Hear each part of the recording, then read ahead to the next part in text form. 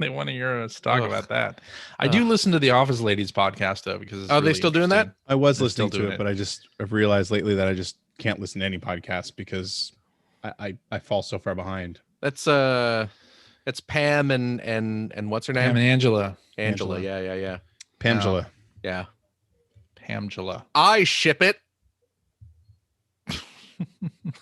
What? They're up to, I think they're almost on, or they're on season 4 now, which is a really good season. Oh, they do the episode by episode, right? Yeah, they go episode by episode. It is an interesting show. Yeah. They've been doing really Dunder Mifflin Infinity, and the latest episode is the launch party episode. Okay. Which is a good one. I can't wait till they do Dinner Party, because Dinner Party is my favorite episode of The Office. That's a tough one. Hands down. It is a tough one. Yeah. And if they end up doing, like I was saying, the Superfan cut on Peacock, if they do that, I will, for Dinner Party, I'll be all in on that. Because I'm sure it'll fall into the exact same category as the rest of the Superfan episodes, where it's like they cut these these scenes for a reason, and I'm okay with them being gone. But yeah. That stuff was all like bonus material on the DVD sets and stuff like that, right? It was, but it was always like not great quality, and it didn't really look like it. Oh, okay. Right. At least for like the first couple seasons, like the deleted scenes were never the same quality as the show. Like the time code and stuff in there and everything. Yeah. Now they look like, they belong there. Yes. Yes. Yeah. Very nice. Yeah.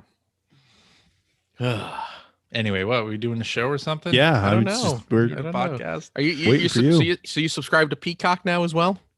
Yes. My goodness. I got a discount on if you pre-registered, you got a discount on registered the first year. Okay. So, and I wanted the ad-free version of it, which is more expensive. All right. So how many streaming services do you subscribe to now? Peacock, Hulu, Disney Plus, Netflix. You get Amazon Prime. I mean, that's free, but Prime? but it's Prime. Yeah, I tend to not count that too Plus. because I use my Amazon Prime subscription for something other than streaming video. Yeah. What's your thumb there? Apple TV Plus.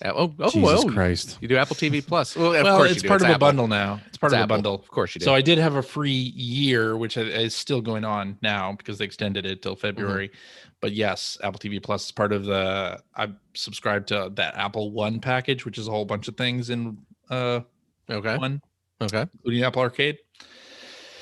And then CBS All Access is part of Apple TV Plus, but counts as separate. Oh, is that part of Apple TV Plus? You can. It's like Amazon Prime has channels. You can basically pay more to get right. CBS All Access. So basically the same. Crave up here does the same thing. It's like you have Crave, and then you have Crave with Stars, and Crave with HBO, and Crave with et cetera, et cetera, et cetera. Do you have HBO? You don't have HBO Max, CJ? Oh shit!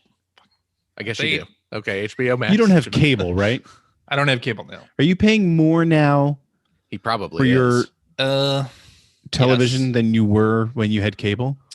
Yes. Isn't that ironic? I know. It's like the lucky thing for you is you're not really big into sports, because then on top of that you'd be looking at like the NHL and the NFL and the Although hey, if I was into Premier League, Peacock has Premier League games on it. Isn't there some big Disney Plus bundle though where you get like Hulu and ESPN, ABC and There is, but it turned out like if I wanted that plus like the commercial free Hulu, like it was more. And then I pre-regged for Disney Plus. I did like that 3-year thing, 3-year deal for like it was super cheap. It was pretty cheap. Yeah, I did that too. I have to do that. Yeah. Yeah. Wish I could have done that. Yeah. So now yes, I subscribe to 8 streaming services. Jeez Louise. What about you, Phil?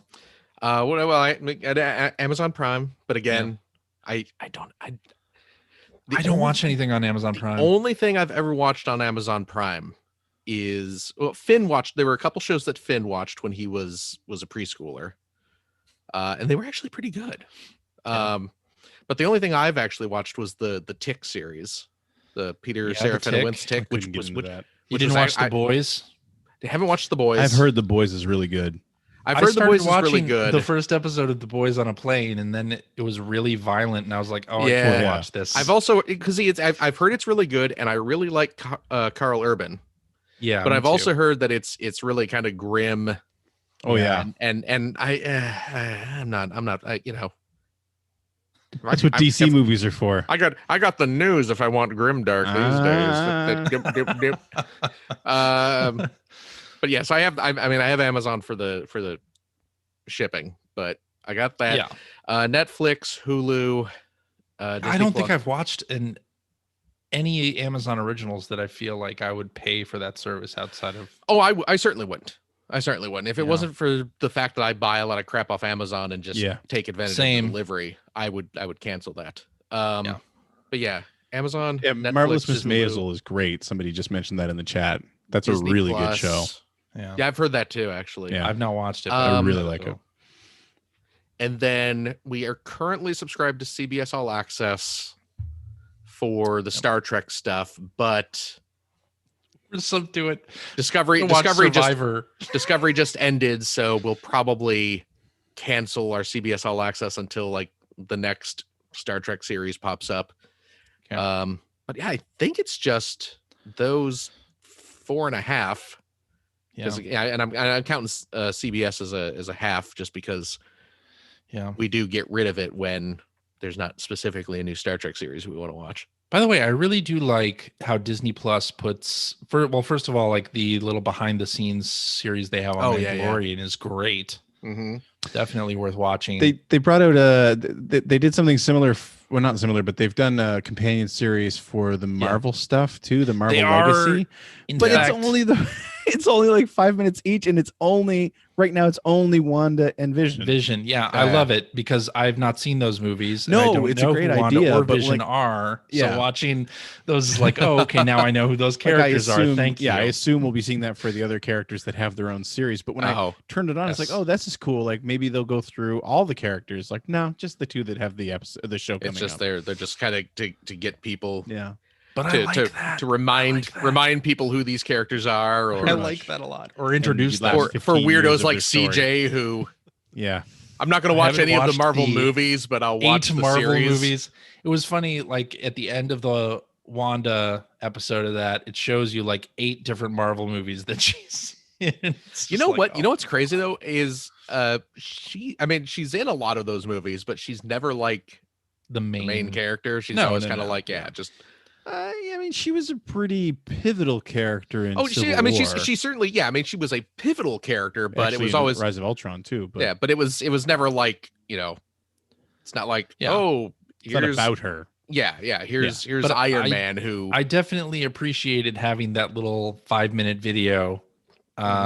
Considering that I saw the WandaVision trailer and I was like, oh, this looks awesome. I have no idea who these people are. Right. To have something within the streaming service that's like, here's the intro to this is great. Yeah. But I hope the rest of their Star Wars series are good. Like Mandalorian has set such a high watermark for everything now. Yeah. Like, and I'm glad that WandaVision are like half-hour episodes. Like, I think the danger that you have when you're a streaming service and not broadcast TV is that your episodes just make this little movies. Yeah, you can make this thing as long as you want. So let's go ahead and like that was a big problem. I mean, Arrested Development season 4 has a zillion problems. But that was one of the problems that show had, because it was like Arrested Development 22-23 minute episodes. 21-30. All of a sudden they're on Netflix and it's like, oh, let's make them all like 35-45 minutes, and it's just like no, it doesn't work. Doesn't work as well. It like, runs out of pacing. You run out of steam at about that 22-minute mark. You're suddenly like we were talking before we started streaming, which is this the episode now? I don't know. The Superfan episodes of The Office. I don't want to start the episode at 11 or 10 o'clock. Superfan episodes that are on Peacock of The Office, they go on sometimes for 33, 35, 37 minutes, and it's like we were watching one of them and it's like, how long is this episode? Yeah. Like, it doesn't feel like we've gotten to the middle of it, I guess. It's just like, but on the other hand, though, like you're using the example of The Office, or when I was talking about Arrested Development earlier, I think comedies, you got to keep it like that. Like, because The Mandalorian, you had like your half-hour episodes, and then you had like 50-minute episodes. Yeah, and they were all paced very well. Right. And usually the 30-minute episodes, when it ended, I was just like, I wish this was one of the hour-long episodes, you know? like Mando being kind of like the sci-fi adventure series benefits from the potential longer running time. Maybe, but I think it's interesting because I did not watch season 2 of Mandalorian until they were all out. Okay. And I felt like the half-hour episodes were good, like bridges, but I wouldn't necessarily want them longer. Well, what was the Robert Rodriguez episode? I think was just half an hour, and that was a good episode. It was that really paced good one. Very well. Yeah, it was really tightly packed, and yeah. So I don't know. Did you watch WandaVision yet? I have not. I really want to. Like, it's good. The trailers on that have gotten me really interested in it. It's really damn weird, but I really like it. It's super well done, and I mean, Paul Bettany is great. In them, but I'm really struck by Elizabeth Olsen's. Oh, she's great too. Yeah, she's great. Like, she's just really killing it. Yeah, no, she was good in the movies too. Oh yeah, for sure. But I mean, this is such a drastically different role for the most part. Oh yeah, Just and she's really, for me anyway, she's really shining. Yeah, but I really enjoyed the first episodes. Do you remember in the first movie she was in, which was Age of Ultron, how Joss Whedon had her doing a stupid accent the whole time? She still did that further in the later movies. She did that. They toned it way down though. I didn't. I haven't watched it in a while. They toned it way down. Yeah, she's full on like, Boris Badenoff. That did strike me in the. We need to find the moose and squirrel and stop him. It's a lot of that kind of thing. Sound more like Gru, but well, I mean, isn't Gru just kind of doing the friggin' Boris voice? Basically, yeah. And then it all comes right back to Steve Carell. There it is. That's right. Yeah. Hello, please and enjoy welcome to episode Minion 741 of the Player One podcast for Tuesday, January 19th, 2021. I am your host, Chris Johnston, and with me, as always, from Canada, it's Mr. Greg Seward. Hello. How's it going there, sir? Pretty good. Welcome to the final week of the Republic, guys. There you go. Sure. And joining me from the great state of Washington, Mr. Phil Theobald. That's me. How's it going, Christopher? It's going fantastically. Yeah, you loving life? You living large? Living large and in charge. Excellent. Yeah. So what's up? Is that the end? We had our pre-show talk, and that was all the energy for the show. Yeah. Well, what do you want? What do you want? A shtick here?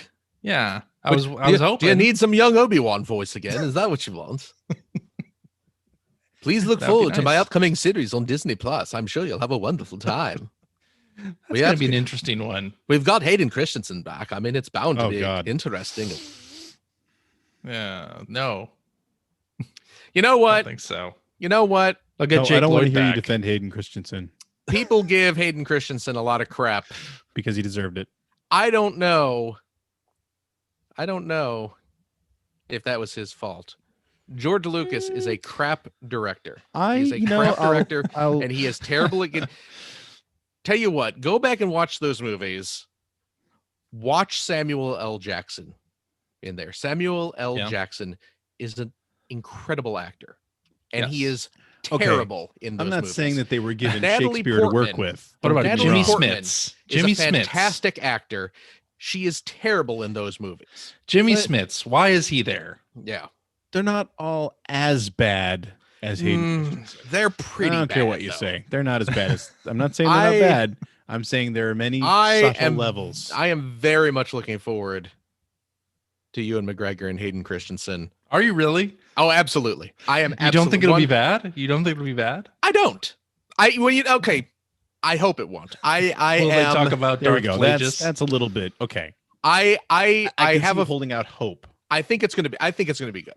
I don't think they're going to screw it up, especially given what we've seen with Mandalorian, which I really enjoy. I really think that those two, when they are not being directed by George Lucas, are going to do some really fun things. George Lucas is an absolutely I just want it to be Lethal Weapon, but with Anakin and Obi-Wan. Well, I think it takes place. I mean, unless they start doing flashbacks, I think it takes place post Sith. I believe Anakin is Vader at this point. Oh, really? I believe so. Maybe I'm mistaken, but I was under the impression I thought I had read something where it was going to be set between 3 and 4. Interesting. So unless Anakin is kind of hemming and hawing about being evil, maybe he shows up at Tatooine, is knocking on Obi-Wan's door. Call me Ben. You want to go have Ben one Kenobi. last adventure? I think this would be quite exciting. Let's go. We kind of buddy cop. Yeah. That's what I'm saying. I want a buddy cop. I'd watch a buddy cop with Obi-Wan. I don't know why you're holding back now. You certainly didn't hold back when you killed all those younglings. He's bringing up the younglings. I like it. It was kind of a douche move. You have to admit that, Anakin. Killing those younglings. Remember that. Remember when you killed those younglings? That little boy looked very scared when you turned on your lightsaber. I watched the holo tapes. I've seen it. I can show them to you right now if you'd like. I have them queued up here. Anakin. Yikes. I guess it's a good thing we're talking about Star Wars now. Why is that? Roll right into the video game news here. Oh, yeah. Lucasfilm Games has been resurrected. The Lucasfilm Games label, which apparently is what they were called before they were called LucasArts. Did you not know that? Yeah, they were Lucasfilm Games first. Yep. I did know that, yes. Ball Blazer, the original Maniac Mansion, all Lucasfilm games. Lucasfilm Games, yeah. Right. That is because back in the early days, back in the early 80s, video games were released on film. Not on, everyone says they game analog tapes. Yep. Back in the day. That is, of course, you had the games on tape. There were old games you could play on cassette tapes. But back before that, video games were 90s, big reel to reel. Play on cassette tapes. Yeah, well, that's what I'm saying. The VCR mystery game. But the original Ball Blazer came on a big reel to reel. I don't believe you. You had to hook that up to your primitive. I don't believe you. Computers. No, you did load games from cassette. Yeah, you had to get a fresh bulb in your computer. Like you're talking about to project the film. No, onto your monitors. So we got a little montage of some of the previous Star Wars games and things like that to get you excited. But that was all an appetizer, because the real news is that Ubisoft is making a Star Wars game, and Machine Games is developing an Indiana Jones title. Well, there you go. Who are Machine Games? Machine Games did the Wolfenstein games, like Wolfenstein 2, Wolfenstein Youngblood. Yeah. For Bethesda, so this is basically a Bethesda thing. So I guess Microsoft owns them now. And Ubisoft, the studio doing Star Wars, is the one that did The Division and The Division 2. Right. So what are your thoughts? The EA deal is over. Well, no, not exactly. The EA deal continues on. There are apparently more Star Wars games to come from EA. So it's not an exclusive deal then. Before their contract is up. Yeah, but it is no longer clearly an exclusive deal. There is some talk, of course, that the Ubisoft game is going to hit after the EA deal was slated to end, and same with the Indiana Jones game. So I'm okay with that. I'd be happy if those games are never exclusive again. Star Wars never games. Exclusive to one developer or publisher. Yeah. Yeah. But Disney's gone back and forth with this whole thing, right? They always do. Yeah, they've said, let's bring development in house and let's buy some studios. Oh no, that's not a good idea. Let's sell them all because we decided we don't like this anymore. I remember that happening with BlackRock. Remember, they released a couple of great games like Pure and what was the other one? The one I really liked. I can't remember the name of it. The racing game. Yeah. Project Gotham Racing. Anyway, like it was a big deal because look, Disney's bought studios and they're producing these amazing games that aren't based on Disney properties, and this is all awesome. And then it was like a month later where it's like Disney doesn't want to do game development anymore, so they sold it. No, exactly. Well, it's because different people rise up in the ranks at Disney and then decide they don't want to do it. Yeah. So now we have a different plan. We're going to bring back Lucasfilm games, and we're going to get Ubisoft and Machine Games or Bethesda to make Indiana Jones and Star Wars. There we go. The crossover we've been waiting for. That's right. What do you think? What is your reaction to this news? I'll take an Indiana Jones game. Yeah, it's been a long time. It sounds great. Yeah, doesn't it? I mean, if Machine Games, their Wolfenstein stuff has been very highly critically acclaimed. So, yep. I assume Harrison Ford's not going to be the voice. He never has been, right? In the game? No, I don't think so. But I mean, it's been a long time since there's been an Indiana Jones game. So true. Look at that. Sound alike. Yeah. Well, yeah, that's what I'm thinking. Where would you want Indiana like Jones? old Indiana Jones? Is what I'm saying. What do you want out of an Indiana Jones game? Do you want it to be more LaBouffe? I want Uncharted. You want Uncharted? Yeah. I want Uncharted with LaBouffe. Specifically with more LaBouffe. More LaBouffe. Okay. More LaBouffe. Uncharted / Tomb Raider, starring Indiana Jones. Yeah. I'll take it. That works. Yeah. Sounds like this could be good. I hope so. Them shopping these licensed games around to different places rather than just sticking with one place like EA.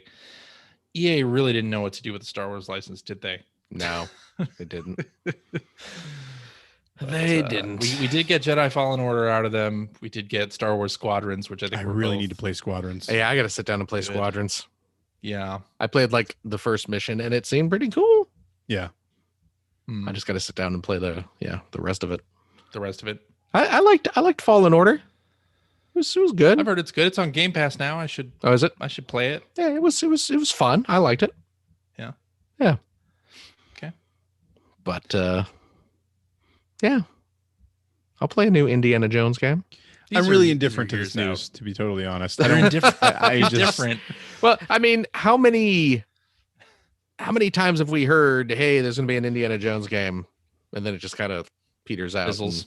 You don't see it anymore, or you end up with something kind of half-assed and crummy. So and there's been so many Star Wars games that I don't get excited about Star Wars games anymore. Yeah. There's been so much Star Wars in general in the last 20 years that it's just I still love it, but I don't jump at it. Okay. Well then, what we need is another. Boy, I'm really kind of looking forward to me too. Lego Star Wars. I'm looking forward to that. The one coming out this year. The Skywalker Saga one. That one looks really. That'll fun. be good. I haven't played a Lego game in a while. I know what I'm getting with the Lego Star Wars. Exactly. Yeah, you're getting a Lego. You're getting a Lego. Concerned about whether it's good or bad. I know what it's going to be. Yeah. It's gonna be fun. Yeah. It's gonna be fun. It's not gonna be very formulaic, and it's not gonna be mind blowing. It's gonna be fun, and you'll get to unlock Momon Nadan. Yeah, and play as Momon and a bunch Nadan. Of stupid dad level jokes. Yep, with the content, and exactly. I'm all in. Yep. Yeah. Well, speaking of fun, Super Mario 3D World comes out on Switch in about a month here. Yeah. Speaking of fun. And it includes fun lovers rejoice. Exactly. It includes Bowser's Fury, which up until last week anyway, we only kind of caught a small glimpse. Was a mystery. It was a mystery before last week. Yeah. But then we got a big trailer and a sort of explanation of what it is. And it's a shorter campaign.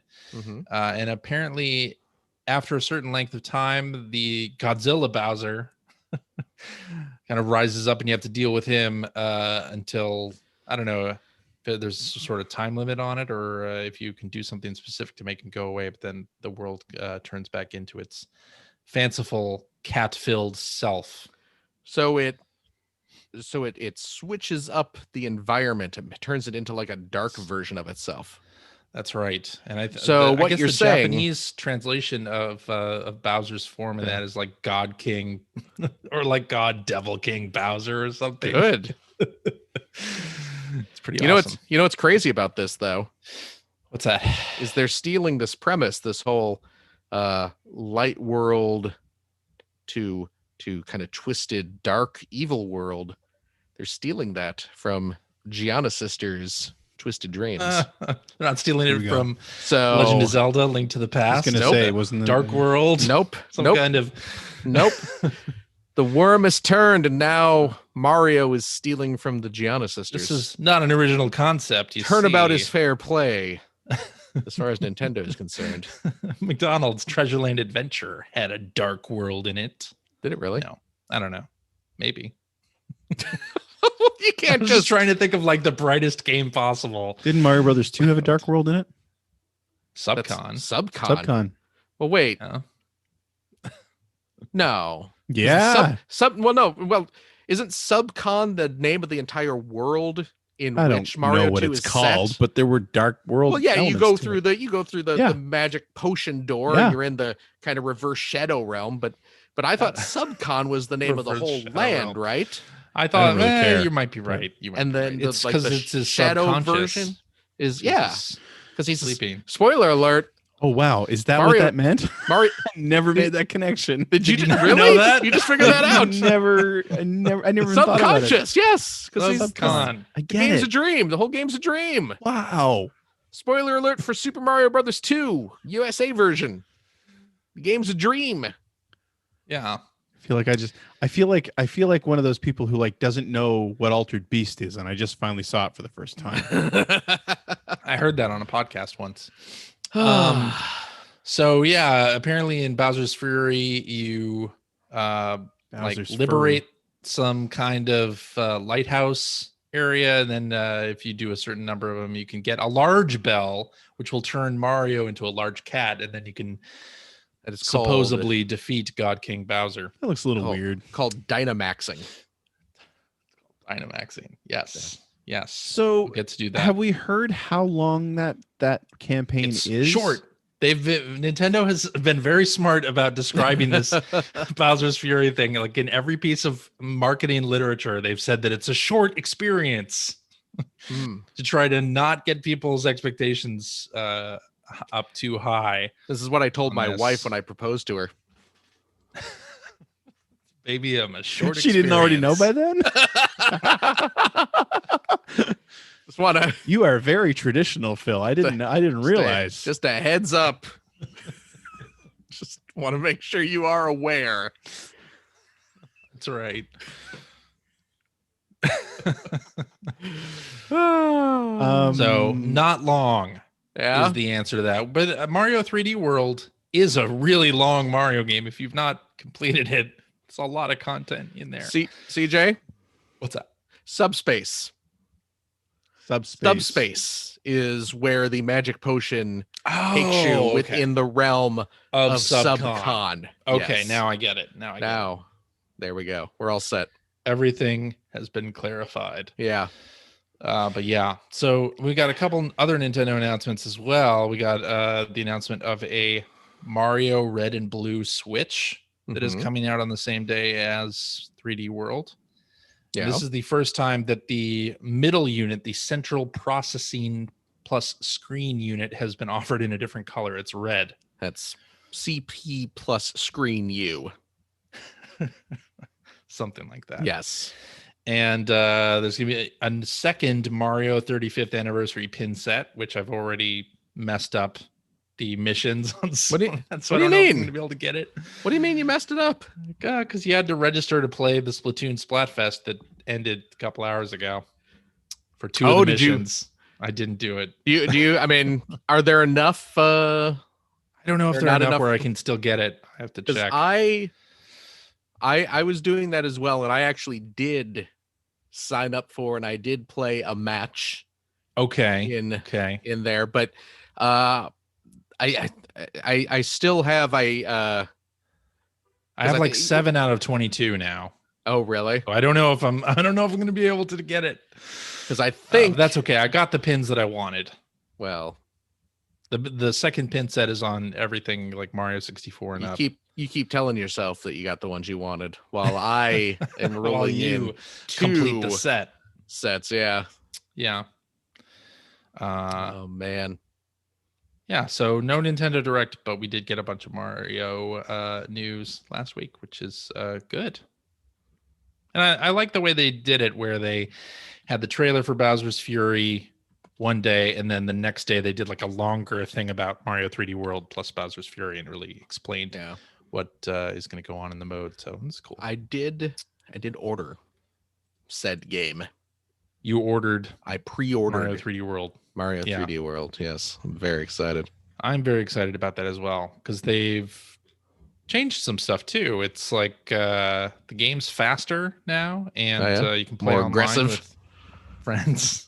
Yeah, it's darker, grittier. Well, it is. It's got Bowser's Fury, man. It does. Which is you can play it solo or co-op as well. Second player can join as Bowser Jr. Multiplayer Mario stuff does not work. So wait, no, wait. 3D World is like all multiplayer stuff. The older version, like 3D, the original 3D World is the same game, right? Like the Bowser's Fury stuff is separate from that, isn't it? It's a mode within it. So the co-op mode with Kid Bowser or whatever his name is, Bowser Jr. That's not in Mario 3D Fury. World proper. It's just in Bowser's Fury.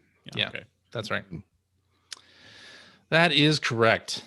Okay. Last week was also CES. Remember that? The Consumer Oh my God, that happened? Electronics Show. It happened virtually. Yeah. And Arcade 1UP announced a bunch of new stuff, which may be of interest to you folk there on the other side of the Zoom. They announced an X-Men. You mean us or the you listeners? And also the listeners. Okay. Announced an X-Men 4-player X-Men Live. So it X-Men. includes the 4-player X-Men cab, Captain America and the Avengers, and the Avengers in Galactic Storm. Is that a classic arcade game? Never heard it. I don't know if I've ever heard of that game. Yeah. I don't know if I have either. I've heard of Captain America. It's a highly sought after title. Oh, okay. It's a rare Then there's also game. Dragon's Lair Arcade 1UP that includes Dragon's Lair 1, 2, and Space Ace, of course. Yep. There's a Space Ace variant of that cabinet too, I think. Yes, there is. Oh, is there? Oh, which is the one to get. And the key thing about that, which they also are doing with, I think, the Tempest cabinet, is that it's actually modeled on the original cabinet. It doesn't look like doesn't look like an arcade. Most of their cabinets have a very specific, similar look. Oh, this one, not all of them, but a lot of them do. Like there's an Atari one that looks like the Tempest machine, and that's what I'm saying. That's what like saying. This is one of the things that they're like the Tempest machine, and I think there's Pac-Man, Miss Pac-Man. That's Anyway, the idea is that they're actually modeling the cabinets after the original cabinets on some of these now. Yes, they haven't done before. They're branching out their designs. They did a Burger King one, or Burger Time. Yeah, not Burger King. That's a restaurant. That's different. So and I was excited about it because Tempest and Dragon's Lair are such unique looking cabinets. Yes. It's kind of cool that they're doing it. Although they really need to sell a separate second monitor for the Dragon's Lair machines. Yeah. To mount on top. So who knows? Maybe they'll have an HDMI out that you can do it yourself. Oh, that actually would be pretty neat. That'd be very fun. Yeah. But there's also like a Killer Instinct machine that has Killer Instinct 1, 2, and Battletoads arcade. Oh, wow. In case you're interested in that. Obviously, Greg is not. And there's also like Pong pub-style table. You can play Pong. Pub-style Pong. Some very cool stuff. Did they say that some of those cabinets are bigger now, too? Or did I read that wrong? I don't think they're bigger. I mean, they all seem to come with the riser. Yeah. Yeah. So maybe it was just about the redesigned cabinets in general. Which makes you start to wonder if they just keep including the riser with everything they sell. Why don't they just make the cabinet bigger? Yeah. I mean, I guess they're giving you the option to make it so it's all sit down. Yeah. Kind of. Yeah. I guess. Oh, I'm looking at this stuff here. I'm looking at this Pong pub table. Yeah. It actually has Tempest on it. Warlords, right? Well, it has Warlords, which is great.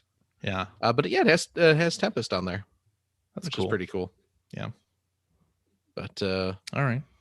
Speaking of arcade cabinets, so the Replicate Asteroids units have hit the public, right? Which I didn't realize. Apparently they've taken quite a while to come out, because like when Dragon's Lair was the fourth cabinet that they released, and when that went on general sale, like if you kickstarted it was one thing and pre-ordered it, but when it went on general sale on their website, when you pre-ordered that, you were sent like a message like, oh, and by the way, if you want, you can pre-order Asteroids right now, and it was at a discount. So I did, and then it seemed like it came out with like zero fanfare. It's like, oh, by the way, your Asteroids is on the way. But it showed up.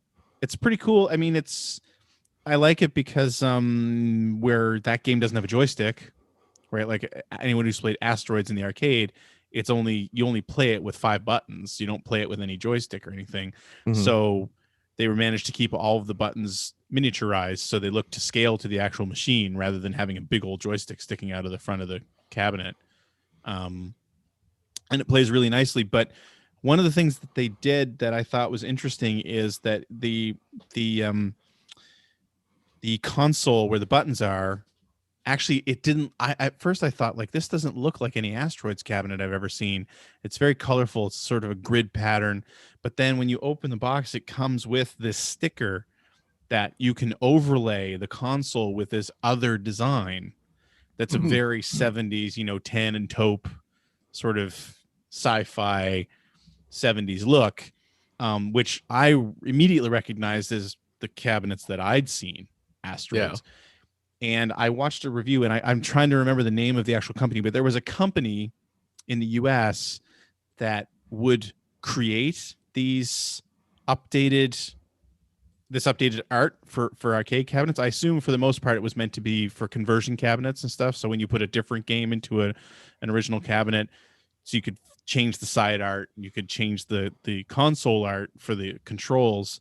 But this sticker is based on what their Asteroids was when you ordered it to replace it, which I thought was kind of a neat idea. It's like, oh, that's, it's a cool little historical thing to have in there. Yeah, but it's cool. It's a nice machine. I mean, I really like the Replicate stuff. I really wish they'd announce what the next ones are, if they have announced it. I haven't found out what they are, because I seem to remember hearing that 1942 or 1943 was one of the machines. Well, they show the silhouettes. Silhouettes, yeah. It looks. Yeah. I think the next one, if I'm remembering arcade cabinet silhouettes, I think the next one might be Missile Command. Oh, just judging by the shape of the machine here. Yeah, it's a weird low cabinet. Yeah, with like a kind of curved slope where the screen is inset in. I think that's Missile Command. But yeah, I believe one of them is 1940. I know I saw a promo image like a year ago or something that showed some planned cabinets, but I haven't seen anything on it since. So are you I have 2 of these. I have the Tempest and I have the Dragon Slayers one. Are you kind of all in?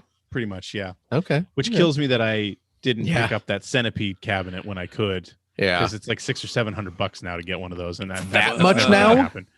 That's what I keep seeing. Oh, maybe I'm wrong, but every time I see them pop up, I think the starting prices are like $300 or $400. Goodness gracious! Yikes! Well, they don't make them anymore. Let's see here. Oh yeah. I'm looking at. I just popped on the old Electronic Bay, and I'm seeing. Well, the first one I saw, I was like, oh, it's only 160, but that's 8 bids with 6 days and 18 hours left. Let's go to let's look at completed items here. Just to someone had to buy it now for 350. Yeah, see, and that's a good price. And that is a good price. Yeah. Because that's still way more than I would want to pay for. $562 or $592. I'm sorry. 417. Yeah. The Replicate stuff is right in that same mind space now, where like like the second that Dragon's Lair went on sale to the general public, Yeah. there were already listings for it on eBay. Oh, okay. To the point that I think they've made it so that when you buy one, you're limited to 2 per. Oh, okay. So they're just being bought up like crazy by bots. The second they're out there, they're all over eBay. Yeah. So yeah, it looks like just again completed auctions. Looks like Tempest is up Tempest is to getting up there now too. Tempest. It looks like minimum is $300. Mostly it's hovering around like 400 though. Jeez. Well, I mean, like Louise. Dragon's Lair is only a few months old and it's completely sold out. So man, okay. I'm glad I saved all the so packaging and everything for that. Those, pre-order it. Yeah, really. Because that's the only way you're getting it for retail. Yeah. Yeah. Jeez, Louise. Anyway, I Okay. just wanted to call it out since we were talking about arcade stuff. So Yeah, no. And I ended up ordering some of those pads. Oh, did you? The little. I was looking for alternatives. I couldn't find anything useful. Yeah. So Why don't Greg you is explain what you're talking Greg about. is referring sorry. to his menstrual cycle, and I couldn't Yeah. find any alternatives. he's been having a 2021. It's a heavy flow year. He's talking about the Replicade arcade carpet style mats. They're like, well, I mean, they're essentially mouse pads. They're neoprene, and yeah, I have a couple of those that I have my couple Replicade things on. So yeah, they look really nice. So Yeah. they will definitely add flavor to your shelf. So Excellent. yeah. All right. I think now that means we should get into what you've been playing. Oh, I thought we were going Really? to talk about that other article you were talking about. I was sitting there reading it while you guys were right. droning on about The Office. I guess we should, right? New York Times had an article that got a lot of people upset about Yeah. the screen time that kids have gotten during Real quick, by the way, the pandemic. Yes. Jeff Grubb is tweeting about Subcon now. Apparently he didn't know either. Amazing. I feel We better. see you, Jeff. We see you. Jeff's a pretty smart guy. Exactly. So the article, the headline is Children's Screen Time Has Soared in the Pandemic, Alarming Parents and Researchers. Yeah. One quote is, And there so what will are people be angry about? a period of epic withdrawal, warned one addiction specialist, once schools, activities, and social life return to normal. I mean, this is very much the culmination of what you've heard about screen time Yeah. when we weren't in a pandemic, right? That Right, you should right. limit it and it's bad and social interaction, etc. Mm-hmm. And there's a kid whose parents apparently think he's not going to be a well-mannered adult since he plays Xbox Well, I a mean, bunch during the day. I mean, they might be right. have you? Let's be honest. The chance he was going to be was pretty low anyway. Have you been on Xbox Live recently? And all he plays is Uno. That's the weird part. Goes on there and just plays Uno. So much, That's so funny. much, so many people's junk he's seen playing Uno.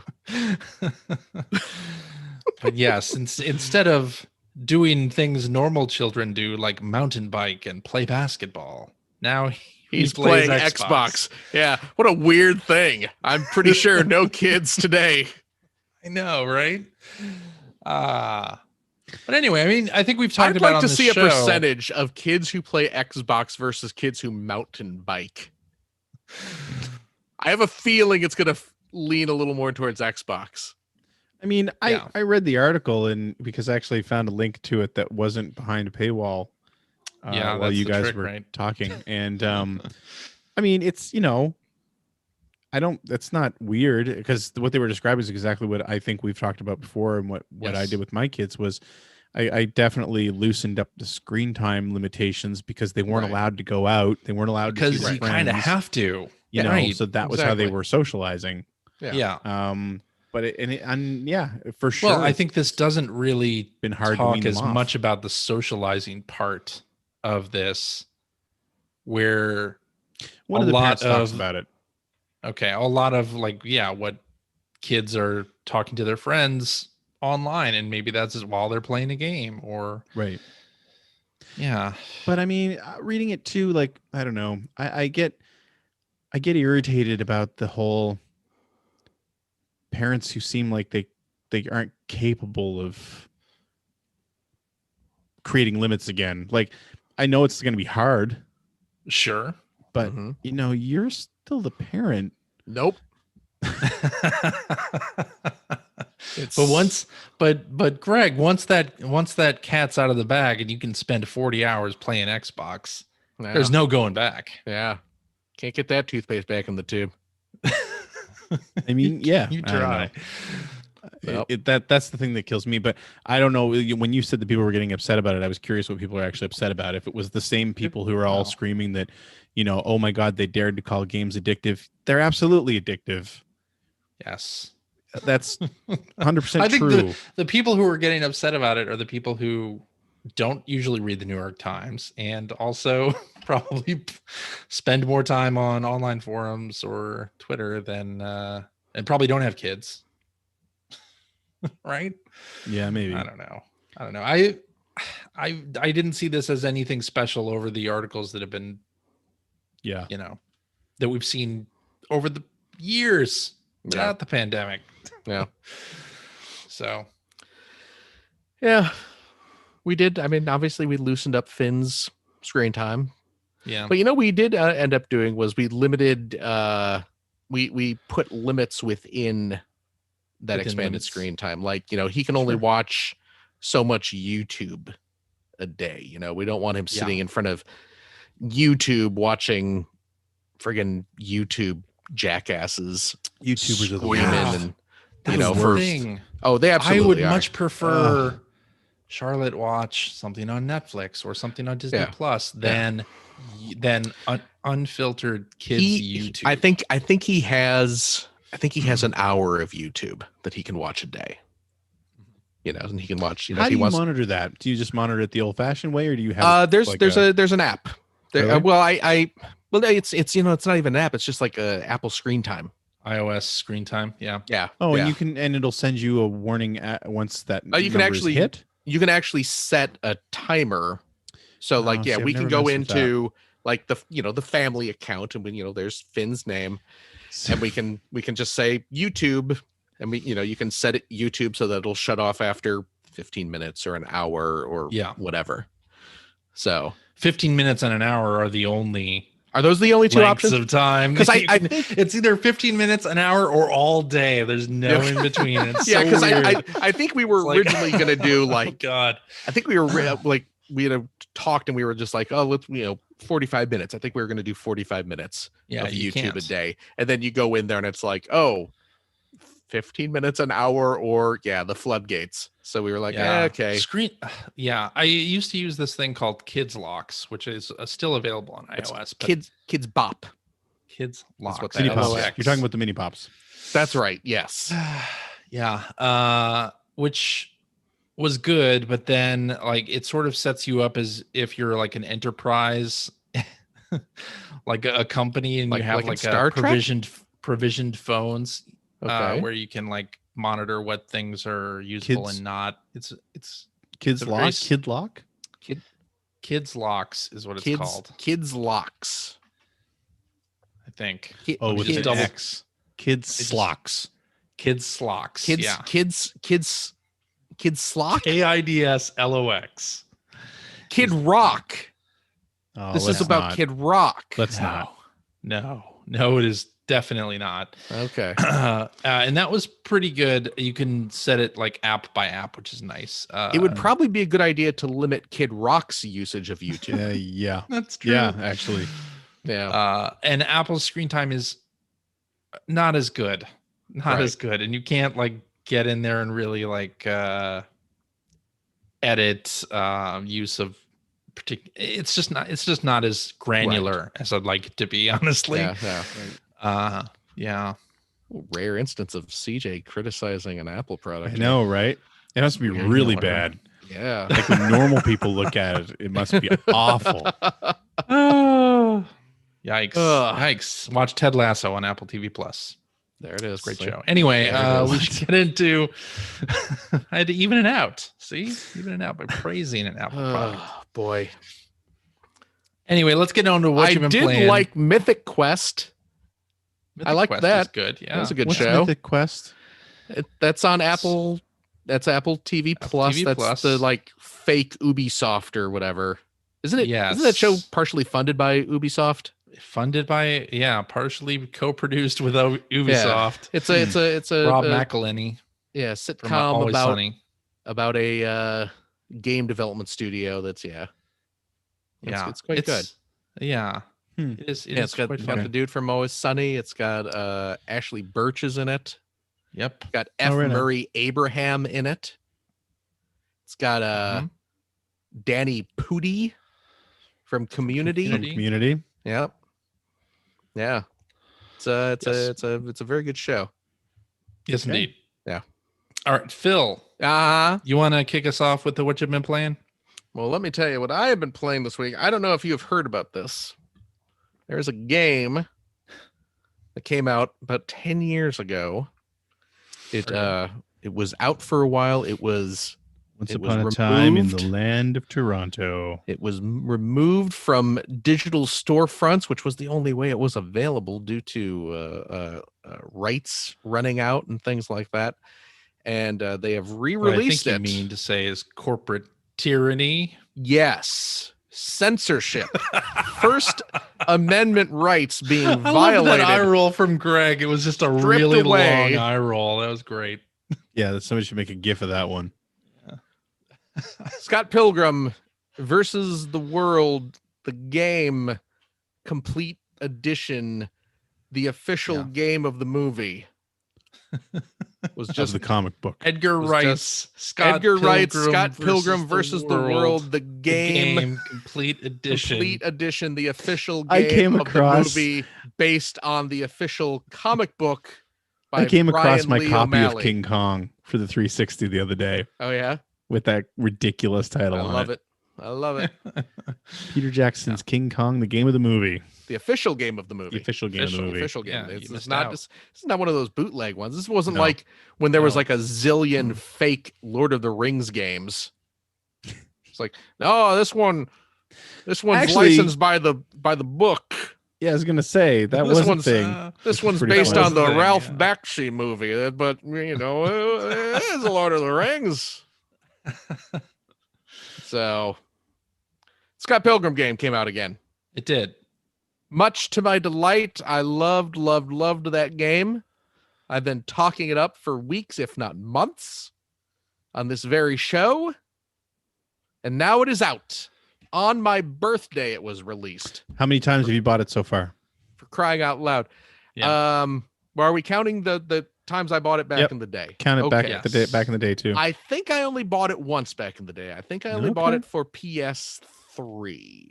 Okay. Back in the day. I bought it on the Nintendo Switch digitally. Yeah. When it was released. And then on the 15th, the day after my birthday, it went up. You could purchase physical editions of it through limited run games. I bought the physical edition of the Switch game. I bought it physically on Switch. I double dipped to get the physical version. I bought the big stupid box set that has all the crap in it. And then I bought the bare bones version of the physical game for PlayStation 4. So I bought this game 4 times. I have not 4 times, but 3 of those times were in the last week. Yes. So you haven't gotten it on PC where it's available in the Epic Game Store. I have not. Yes, you can currently buy it direct because Ubisoft is the publisher. You can get it for Ubisoft Uplay, or you can get it through the Epic Game Store. I have not purchased it through either of those venues to date. Yeah. Okay. That's a lot. Game's not as good as I remember. No. What? No, I'm kidding. It's great. I love that game. Greg is silly and wrong, but that's okay. I'm not. I'm just. It's a great game. It's a good game. It's a really great game. I love that game. It is fun. I'm glad it's been re-released. I'm having a blast. It was a crime that you weren't able to buy it, especially when you consider that the movie was really a slow burn. Not the movie itself, but the movie's popularity. Right. It wasn't popular when it came out, which meant that game didn't hit while it was really at the peak of its popularity. So it's a shame that it was impossible to buy. Yeah. So I absolutely agree that it needed. Is it buy it 3 times in a week good? I don't necessarily agree with that. I'm having a blast playing through it again. I am super stoked. Yeah, it is fun. I don't know if it is just me, because I played that game through multiple times back in the day. And it's one of those games, because it's a beat 'em up. It's a side-scrolling beat 'em up, shmeat 'em up, to use the term that the kids use. And it's one of those games like River City Ransom, where it has a sort of. It is a great game. I love River City Ransom. Did you ever play the GBA remake of River City Ransom? I have the GBA remake. I've never really played it. It's good. Yeah. It is really quite good. But like River City Ransom, it has a sort of vague RPG element to it, where your character has stats that are improved by as you beat Which I think is very important to know, because if you don't know that, for some reason, the game's seems like it's quite difficult. Too difficult. Yeah. Well, I can't see how you wouldn't know that I mean, unless you don't read the text. I mean, you can read. I know a lot of people who just stream past that stuff pretty fast. That's weird. I don't disagree, but it's weird. A thing. That's like don't say it. It's like playing a Mega Man game and getting a little confused. Oh wait, if I press this button, he shoots lasers. Okay, but you know what? I will say. What's that? That the first time I ever played a Mega Man game, before I knew what Mega Man was, did you not? And it was back when you didn't get instruction booklets. Yeah. Had no idea. You didn't know you could switch to a boss weapon? Nope. That's weird, man. We didn't have Nintendo Power. I didn't have an instruction book. There were none of those stupid faux instructions on the box. Well, I mean, the games. That's like you got a help screen right in there. That was like the video. What was it, a couple weeks ago, of somebody throwing a potion on top of a cloud in Mario 2 or something? And I was like, not like that at all. But yes, that was a cool video. You know what's weird is you do that in the world of Subcon. Which is short for subconsciously realizing that you can throw mushrooms on clouds. That's crazy. Yeah, that's what that oh yeah, it was a mushroom. It wasn't a potion. It was a mushroom, yeah, because you can stand on certain mushrooms, those little mushroom platforms. Great. Did you know that the bushes in Super Mario Brothers 1 are the same as the clouds? A clever optical illusion. Yes. Recolored, yes. They made the bushes green. Yeah. That technique would later be used for Sub-Zero and Scorpion in Mortal Kombat. Exactly. Well, actually, it'd be used for Reptile, because Reptile is green. Reptile is green. You are right. Just like the bushes. So it's all... It's all coming together. This video game world of ours is a rich tapestry. Everything's connected. You know, you play Putt Putt Saves the Zoo. There's a song about topiary animals, which is very similar to the bushes in Super Mario. This is why I never put anything on my What You've Been Playing list, by the way. Because we're still talking about Scott Pilgrim versus the World, the game, completely. Actually, right now we're talking about Putt Putt Saves the Zoo, and the song that the topiary animals sing, which I could actually sing to you right now. No, let's not. Really could. Let's not. So anyway, my point is, Scott Pilgrim, as you play the game, you beat up dudes, you earn money, and there are many shops throughout the game. Some obvious, some hidden. And within those shops, there are items you can buy, food or books or albums. And purchasing each of these items will have some sort of effect on you. It'll raise your health. It'll raise your guts meter. I think it's called the guts meter, which is kind of like your stamina bar. And some of them will offer you stat increases. They'll boost your health or your strength or your defense. And the more expensive the goods, the better your stats increases are. And and it's one of those games where it starts off It's a bit difficult at first because you are underpowered, but as you purchase abilities and increase your stats, you can become quite strong. So by the end of the game, you are very, very powerful. Or indeed, if you go back to some of the earlier stages, which you can do freely, because you have the map you can move around on, you'll find plowing through earlier stages if you're just trying to harvest coins. If you're trying to collect a bunch of toonies. That's exactly what I said. Toonies and Loonies. ducats and Lucy's and Goosey's, all those crazy Canadian currencies. Yeah, you can do so. And yeah, I don't know if it's the fact that I've played through this game several times a decade ago, but I'm not having as hard of a time as I had back in the day when I first played it. Oh, really? Huh. Yeah, and I don't think they made the game any easier. I don't think they dumbed it down a bit. I don't think so, no. I think maybe I just kind of remember. I have that muscle memory where dudes come from, and I'm wisely spending my money. I've remembered, exactly what things you want to purchase to boost your stats to get yourself kind of strong at the beginning of the game. Yeah. So, okay, but it's great. I'm loving it. I absolutely loving it. I love the look of the game. Love the sound of the game with that hip chip tune soundtrack from that 8-bit soundtrack. Anamanaguchi, famed 8-bit composers. You didn't buy I guess the album. Does the album come with that special edition? Well, you get the big special edition comes with a compact disc of the soundtrack. Never heard of them. And also a cassette tape. Ooh. You get a cassette. You get an old school cassette tape of the soundtrack. They are selling on limited run. You can get the soundtrack on vinyl. Yeah. And it actually comes with a second disc that has unreleased. I think that's third disc, isn't it? I don't know. Maybe. Yeah, I think it's a third disc. It's a bonus disc. But yeah, that has that's unreleased cool. songs from the soundtrack. I did not buy that because you were out of money. Well, no. But as I've discussed on the show before, vinyl video game soundtracks or vinyl in any capacity is something I've really trying to avoid because first of all, want to go down that. I don't have a record player, so I'd have to buy a record player, which aren't cheap. But then that does open the floodgate. It sure does. A zillion different albums that I would absolutely buy. And you know what the fun thing about especially video game soundtrack albums is? They're all expensive and they're all expensive and they're all really hard to get. Yeah, exactly. So if you don't buy it right away, nope.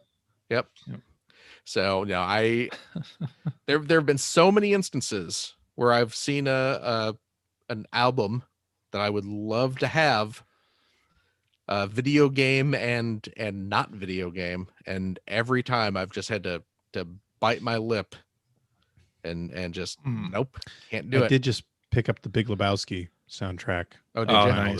Nice. Great. Yeah. Oh, I love that soundtrack. Love that. That's a great movie. It is. But yeah, that's it. That's pretty much. I mean, I've played a couple little things, but that's the big one. That's what I've really been playing this week. Yeah. All right. How about you, next person? I have not been playing a whole lot either. Mostly Sea of Thieves, go figure, and Red Dead Online. It's more of that. How do you feel, CJ? Mike. What's that? How do you feel? Yeah. About the sudden pop culture resurgence of the sea shanty? As someone, what happened there? As what exactly is the? I don't know. Someone did a TikTok. What lit the fire there or to something? Bring that back? And now you got the sea shanties, and here you are with thousands of hours of Sea of Thieves. Thousands, although you wouldn't know it by our play session today. No, really, it did not do very well, huh? Had a bad day on the seas today. Well, Sorry to say, yeah, nothing went right today. Is this comforting to you though? Do you love hearing the sea shanties wherever you turn? I mean, sure. Or is it irritating you that all these Johnny come latelys. Yeah. These scurvy scalawags are suddenly, now we're all into High Seas Havoc here. I wish everybody was into High Seas Havoc. That's a great game. Yeah, see? No, I think it's fine. It's fine. I have no real opinion one way or the other about it. I saw it trending on Twitter. I was like, oh, what's with this? I didn't bother to watch the video, various videos that people have posted. But yeah, it's apparently a thing. It's a thing. I don't know. Kids love the sea shanties now. Yeah, I guess so. So weird. But so this week is supposedly the next update for Sea of Thieves that it introduces seasons. They're going to start their first season. Yeah. 2 years in, almost 3 years in. And we'll see how that goes. But I'm still having fun with it. I'm not going to say any more about it because we got a question from Hind D later that I'm sure I'll say more about. Been playing Red Dead Online, which is basically me. Mike playing Red Dead Online because he actually knows what he's doing, and me coming along for the ride and maybe shooting a couple dudes that are trying to gank our hostages. Shooting dudes. Yeah. So that's it. So Greg. Yep. What do you got for us, sir? I hear tell you played D&D yesterday. We created characters for like 3 hours. Your character name is I should ask Stomp you. Thundershoes. Clomp Thundershoes. Clomp Thundershoes. Yeah. He's a rogue. He's a rogue. Not very stealthy rogue. Apparently not. Well, yeah, he's not with that around. Name. Yeah, CJ's best friend Mike was given a D&D, I guess, starter kit. Okay. Or for Christmas. So we're all part of a group that plays board games together every week, and so we decided we were gonna try this. Okay. And yesterday was the day that we created our characters for like 3 hours, and then played for 20 minutes and had to go home. That sounds like a D&D game to me. Thundershoes. Thundershoes. Thundershoes. That just makes me. Do you remember the old kid? Greg, you're Canadian. You've probably seen Kids in the Hall. I've heard of them. Yep. Yeah. Did you ever see the Mr. Heavyfoot bits? Dave Foley. I vaguely remember that. Mr. Heavyfoot. Yeah. There you go. That's what this is. The kid in the Zelda hat is my lasting memory of Bruce McCullough. Yeah. Yes. Yeah. And the vacation beard sketch always got me. I don't remember that one. You should go look it up. Okay. You'll enjoy it. I certainly have the whole series on DVD. Well, you should find the vacation beard. Don't think I don't. Yeah. Yeah. Because I do love me some Kids in the Hall. But I've never actually played Dungeons and Dragons. Me neither. I've played it a few times. Yeah? Tried it a few times. Actually, by a few, I literally mean 3 times. Yeah. And yesterday was the third. Okay. So tried it once when I was a teenager with a DM that sucked.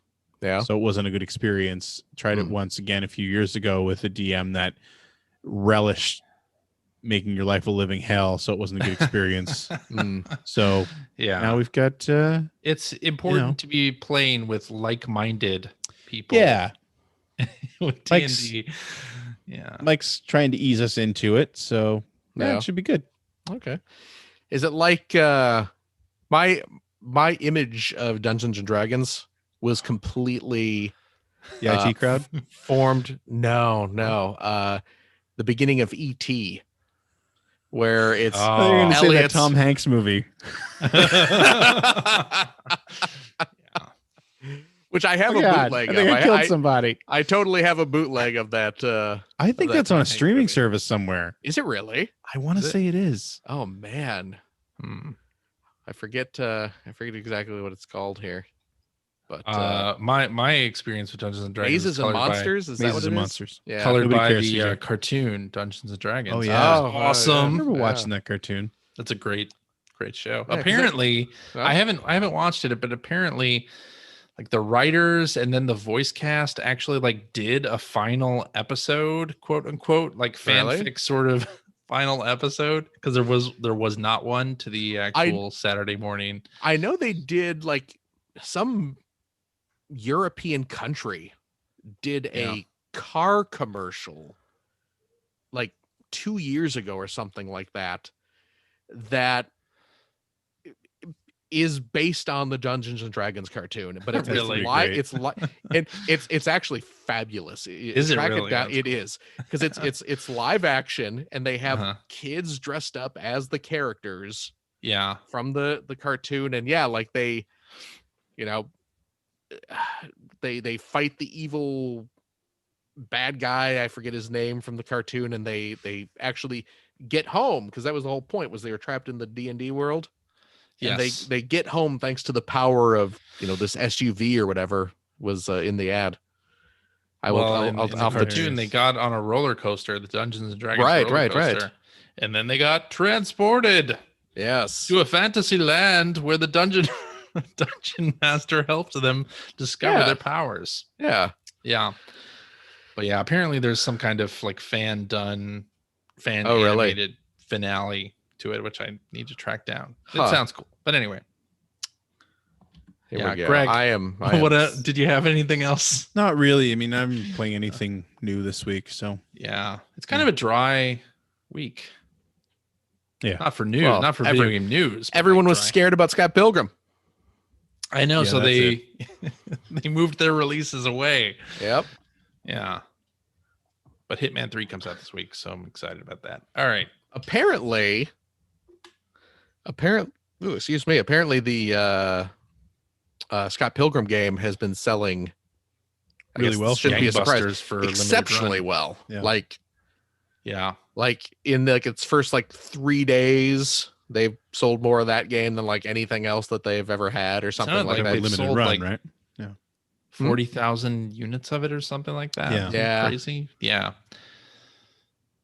it's pretty nuts. It was always going to do well. I figured, of course. Yeah.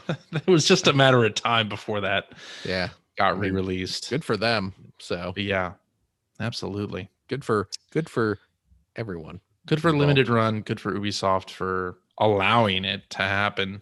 Yeah. All right, let's do tweets then. Tweedly deedly dee. Tweedly deedly dee. Tweet. All right.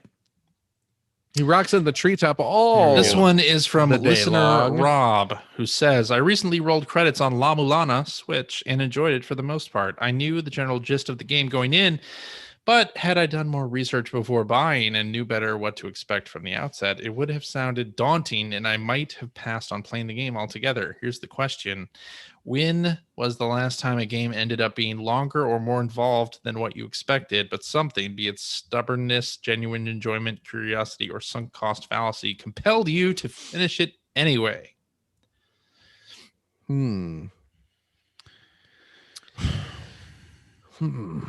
Longer? This is a tough one. Yeah. I know there was something like this because I remember talking about this where I sort of hate finished it, but I can't remember what it was. I know I certainly hate finished friggin' Leisure Suit Larry. What was that? The Magna Cum Laude? Magna Cum Laude, yeah. Yeah. I certainly played that one. Yeah. It's not a good game. I don't think I've played anything. Really? Yeah, see, I'm kind of past that point now where I'm just like, I got too many other games to go play. Like, yeah. I guess, are there games that you bought without knowing like certain aspects of that maybe if you'd known you wouldn't have bought it? You know what? Here's one. What's it called? Brutal Legend. Yep. I was just thinking the exact same Brutal thing. Legend, which... Boy, this turned into a game genre I just don't like. Double Fine, Tim Schafer games I enjoy. Yep. Yeah, certainly. I like Jack Black. I liked the heavy metal aesthetic of it. I liked the humor of that game. The world, everything seemed great. The voice acting was all top notch. I was having fun driving around, beating up monsters. And then we're going to make it into a RTS game. Yep.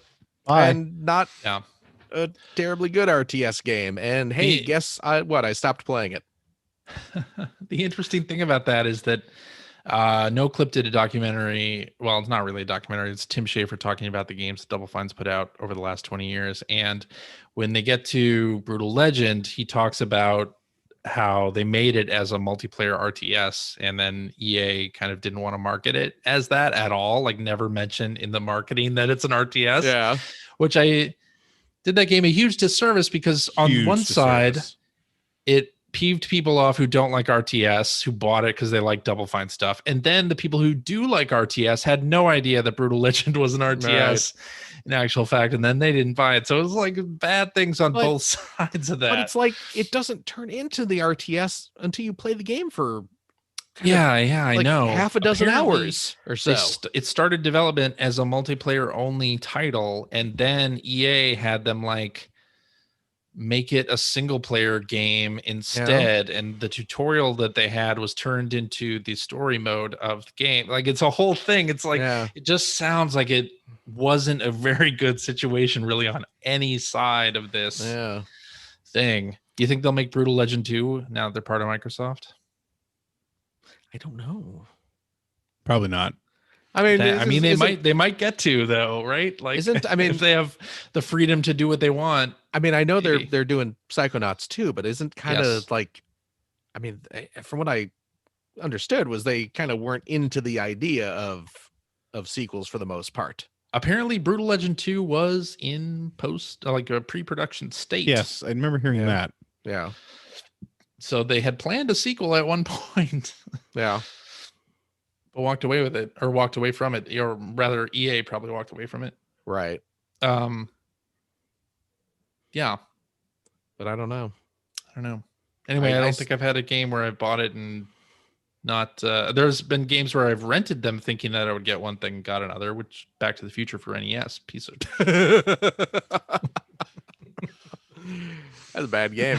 It's a terrible game. It's a bad game. God, skateboarding and the bees. Just terrible, just awful. It was like, I had in my mind a picture of everything that Back to the Future, the video game, would be and how it would make me feel while playing it. And then I rented it, and it was none of those things. And it was really terrible. Yeah. It's too bad. Anyway, let's do this one from Hacker Alias Jerf Solo, who says, tried to buy a used copy of Call of Duty at GameStop last week. They told me they didn't have it and that the used boxes were dummies now. Okay. Wow. You are now the CEO. What new policy do you want to invent to ensure we all stop shopping at GameStop? Ethan 2 for bonus points. To make everybody stop digital shopping only at GameStop. Because this policy has clearly started that domino. Okay. So we want to boxes that are dummies. We want to drive people away from our business. Apparently, yes. Is that the premise? Yeah. Drive people away. Everything's digital. Why would we do that? That's not the point. You want your business to make money. That is, I'm no economist. Clearly. But I'm under the impression that if you have a business, you want customers to use your business. But if you want to, if you want a policy that would make people stop shopping there, stop taking trade-ins.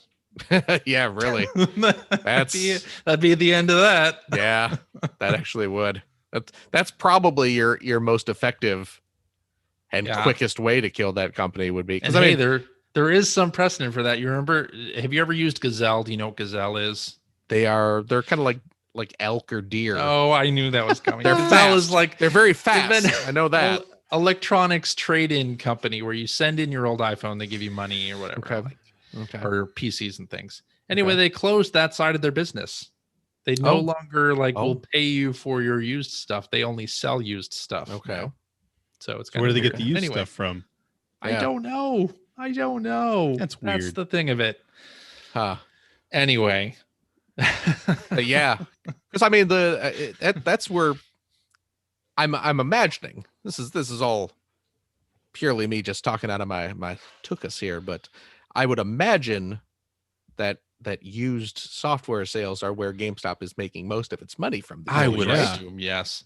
'Cause, Why I mean, would you not have a used copy of Call of Duty? Like Call of Duty is like That's a little weird. Yeah, there's like Why a would you not have zillion. it? There's a zillion copies of that, and I would Yeah. imagine their. It seems like their back room would be choked.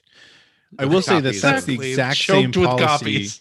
Yeah. I will say that's the exact same policy that's got me to stop going to Best Buy here, Oh yeah. because you go in and the shelves are very well stocked Mhm. until you take something up to the cash, which you of course stand in line to go Oh yeah. Yeah. pay for. Oh, And that's when you find out that it's You- actually you- not in stock. yeah, The you 50 wait. boxes that were on the shelf.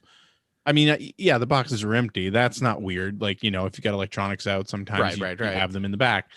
50 boxes on the shelf do not represent the fact that they have that item, Right. just that they sell that item at some point or another. Yeah. And that's bad. That seems bad. infuriating. That Yeah. seems like a bad retail policy.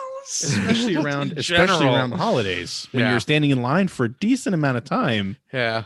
I You stood know. here. I stood here for 20 minutes for you to tell me you don't have a copy of this Yeah. game that Yeah. has It's also a And then you're trying to keep yourself from. I mean, I don't usually lose my temper with people anyway, but you like want to scream at the poor cashier who has no Right. control over that policy whatsoever. right. yeah. It's like, oh god, yeah, okay. But it's also equally bad when Target.com shows you a buy button for PlayStation 5 and then resets you and you push When it. did shopping get so difficult? I thought it was supposed to get easier.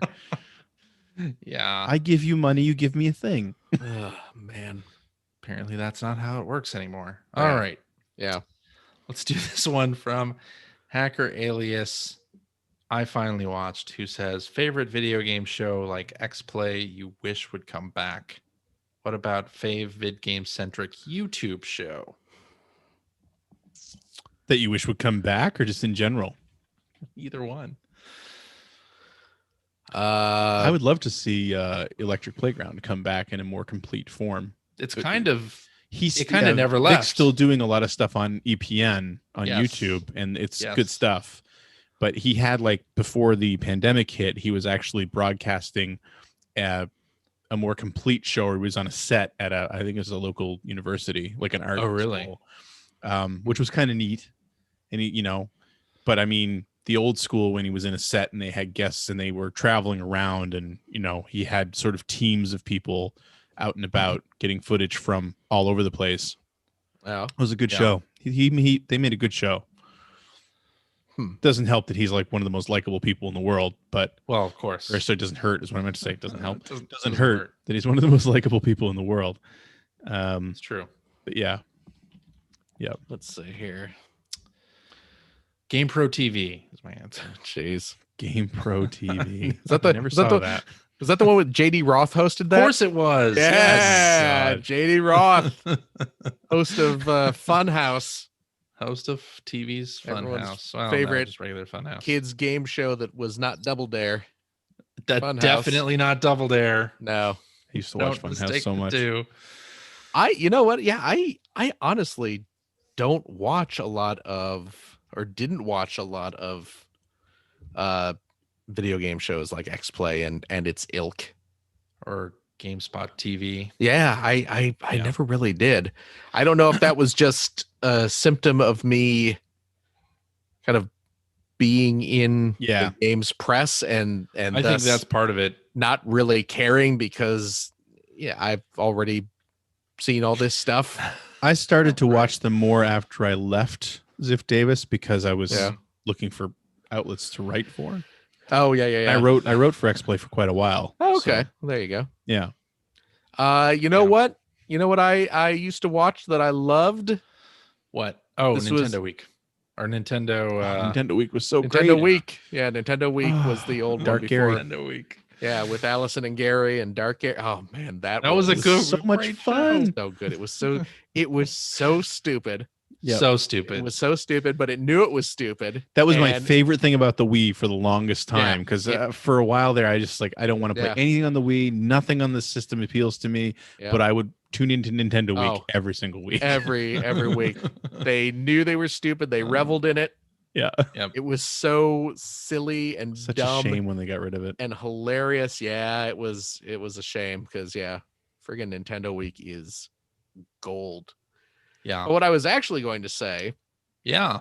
Was back when I was a kid, there was this is early 80s, there was a video game show called Starrcade. Starrcade, yeah. You remember Starrcade?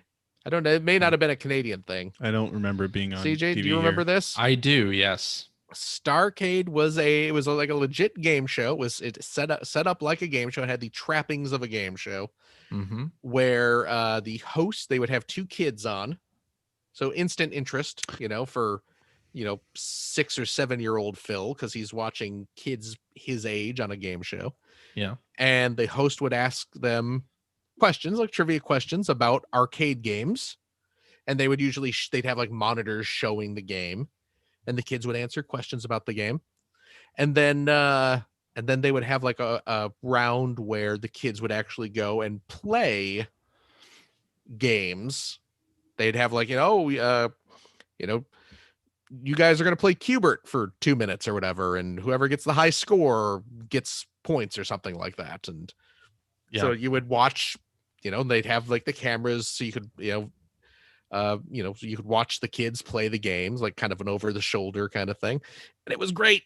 It was so much fun just watching other kids on TV playing arcade games, and it was a blast. Wasn't there a game show where the kids actually, like, you had to run like an obstacle course, but it was supposed to be like you were in a video game? Nick Arcade. Yeah, that was Nick Arcade. Yeah. I saw a show or a video on YouTube or something about the making of that show. It was really fascinating. Oh yeah? Yeah. It's because it was all real-time green screen. Oh yeah. Basically, right? Right. Yeah. And it didn't look bad for the time. Yeah. Yeah. And there was an episode of Starrcade that I distinctly remember because it was just like the most amazing thing in the world.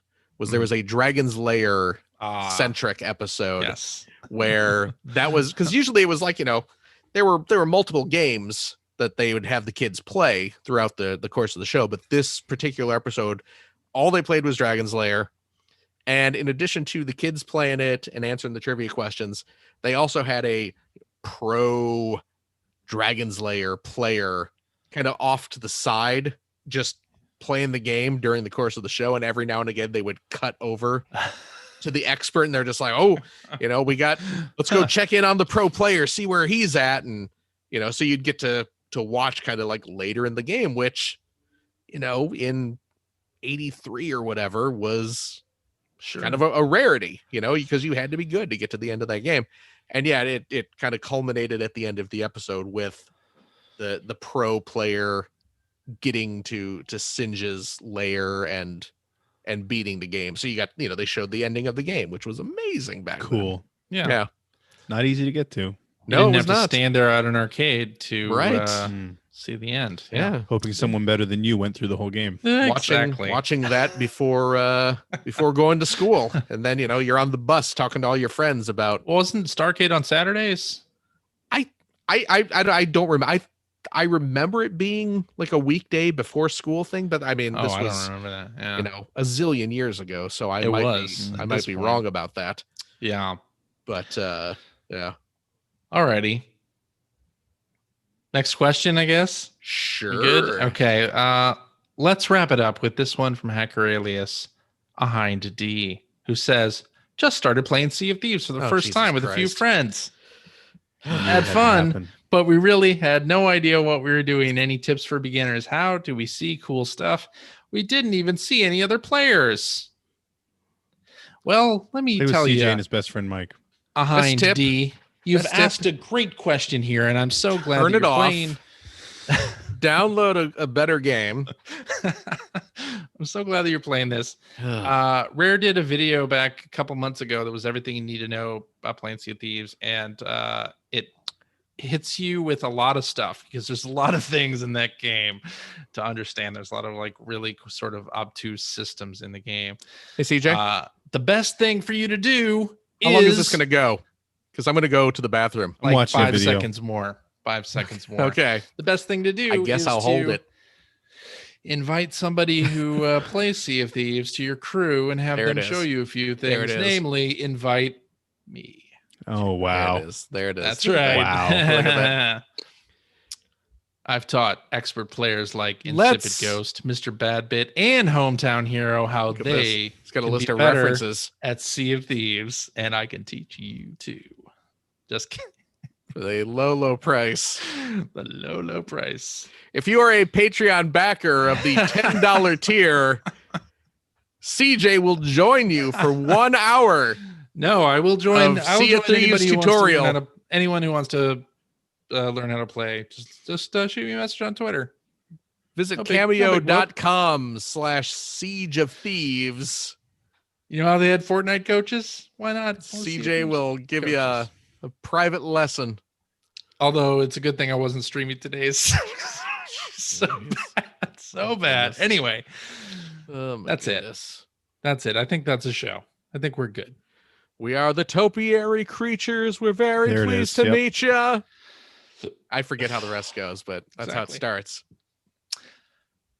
Alrighty, and then as our show for this week, thank you very much for listening. If you have a question for us or would like to comment on something you heard, you can direct that to @P1 Podcast on the Twitters, or you can go to our internet website at player1podcast.com. There you'll find our contact information. You'll find show notes and links to all the things that we talked about. You will find blog entries about Sega CD stuff from Mr. Greg Seward. I got to get back into that. You'll find Generation 16 episodes as he has them completed. Yeah, I'm really close to finishing sort of a bonus episode going through the Astro City Mini. I was hoping I was going to have it out this week, but just kind of didn't quite get there. But I'm very close, so I think this coming week it'll be out. There you go. There you go. And you'll also find a link to our Discord server where you can discuss this episode with us and our other listeners. If you would like to subscribe to the Player One Podcast, you can do so by visiting player1podcast.com or by loading up your favorite podcast listening application. We're also on Stitcher. We're on Spotify. You can like us on Facebook. You can watch video archives of our past episodes or watch us live on youtube.com/P1 Podcast. Follow our Twitter account at P1 Podcast to find out when we are doing our next live show. Also, if you've liked what you've heard, and how could you can head over to patreon.com/P1 Podcast. Throw a few shekels our way. CJ. Yes. CJ's trying to earn back that money he spent on that wasted rental of Back to the Future for NES. Way back sure in where the you were day. going with that one. He still feels bad about that. That's he could right. Use Use that Movie money. Time Video. I want my money back. Where was it? Movie Time? I think the place was called Movie Time Video? Yeah. Movie Time Video. Yeah. Okay. So please dig deep, give generously. The poor kid feels so spurned by his beloved Spielberg movie Was that game. a Rare developed game? It might have been. I did a lot of those like trash acclaim license. think games it back in the day. was. It might have been. I think it might have been. Maybe. I don't recall. Yeah.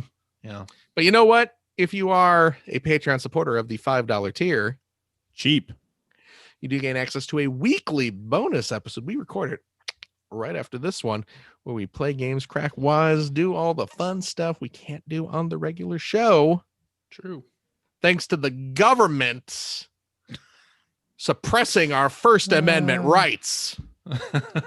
Oh wow. But we can do it on the Patreon post show. So join us there. CJ, do we have a game or something this week? Yeah, we do. What do we have? We're doing a Jeopardy game submitted by Marky Mark 2. The Marky Mark 2? Marky Mark 2. Is this like Gallagher 2? Is this Mark Wahlberg's brother? That is correct. I believe Going around using the name Marky Mark 2? I believe the reason why it's Marky Mark 2 is because he registered an account like Marky Marg and then couldn't remember the password for it. So Marky Mark 2. Okay. Yes. It's arcade game Jeopardy. Arcade Get ready. game Jeopardy. That's kind of like Starrcade. Kind of. It is. Join us for that, won't you? And if you have a couple bucks left over, head over to Generation patreon-16.com, where you will find the Patreon link to help support Greg. So it's outstanding. And it is outstanding. Web series about North America's favorite runner-up at the Sega Genesis. Thank you, Phil. Like I said, there's an Astro City mini episode imminent. Excellent. And if you are a patron of the $5 per episode variety, also cheap, you get access to weekly video logs about just sort of what I'm playing. I've actually been doing updates on the status of the game room that I'm building downstairs. Oh, which is kind of fun. Very nice. As well as just the process of researching and editing each episode as I do it. So yeah, nice, cool, very cool. And of course, CJ, you have your new site. It's 2021 and I'm making a website, y'all. What is with the CJ? Why are you going all Moss over there? What's getting on that .com bubble? Getting on that .com bubble in 2021. Tell us about secondplayer.net. Biz. No. .tv. Come on now, you can't screw up the URL. People need to be able to go there. .net. Secondplayer.net. Secondplayer.net. Where you'll find great episodes of other podcasts and YouTube channels and series that are really awesome. So yeah, had one show called New Game Plus last week that did a interview with the lead translator at Sega about the Yakuza series, Yakuza Like a Dragon. Xbox Expansion Pass did an interview with Shelby Young, who's the voice actress from Dead Rising 3 and Wolfenstein Youngblood. So yeah, I got a lot of like one hit episodes. Like if you want to try a new podcast, new video game podcast, not sure what to find, hopefully this site will help you find that, or like a new YouTube show that isn't all negative on things. It's just about how much blank game sucks. Right. Go to secondplayer.net. Hopefully I'll help you find something good. That's what the algorithm likes though, man. I know, but we gotta. That's why we're CJ's fighting. Fighting the algorithm, fight man. that algorithm, man. Okay. Yeah, there's this really cool series from camera to console. This guy is doing that. This week last week he put out an episode about Kung Fu, which is Kung Fu is a game sort of based. It's based on two different possibly Kung Fu action, like Hong Kong action movies. Yeah, I did not know about prior to this. Yeah, you're Jackie Chan in that game. Yeah, I did not know that, but it also has a connection to Game of Death, which is Bruce Lee's final film as well, that I did not know. So a very cool series. So I linked to that stuff on Second Player, hopefully like getting shows that are doing great stuff, but not enough attention, hopefully spotlighting those. So that's what secondplayer.net is. Oh, very good. Very good. Well, CJ. Yeah. Thank you for all of this. Thank you, Phil. Oh, gosh, that's very kind of you. You. Gregory. Yo. And thank you for joining us as well.